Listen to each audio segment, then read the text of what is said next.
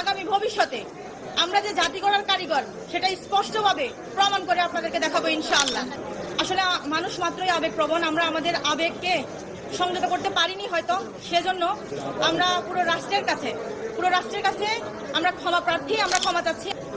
প্রাথমিক তৃতীয় ধাপের সুপারিশপ্রাপ্ত একজন শিক্ষিকা, সর্বপ্রথম আমি মহান রাব্বুল আলামিনের কাছে কৃতজ্ঞতা প্রকাশ করছি। আজকে রমজানের দ্বিতীয়তম দিনে আমাদের জন্য যে রহমত তিনি নাজিল করেছেন তার শুকরিয়া জ্ঞাপন করছি, আলহামদুলিল্লাহ।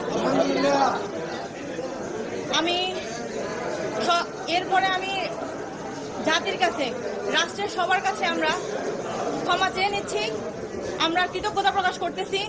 অনাকাঙ্ক্ষিত কিছু ঘটনা ঘটে গেছে, আসলে মানুষ মাত্রই আবেগপ্রবণ, আমরা আমাদের আবেগকে সংযত করতে পারিনি হয়তো, সেজন্য আমরা পুরো রাষ্ট্রের কাছে আমরা ক্ষমা প্রার্থী, আমরা ক্ষমা চাচ্ছি। আমরা জাতি গড়ার কারিগর, আমরা আপনাদের সবার কাছে সাংবাদিক ভাইদের মাধ্যমে আমরা একটা প্রতিশ্রুতি দিচ্ছি, আমরাই আগামী ভবিষ্যতে আমরা যে জাতি গড়ার কারিগর সেটা স্পষ্টভাবে প্রমাণ করে আপনাদেরকে দেখাবো ইনশাআল্লাহ।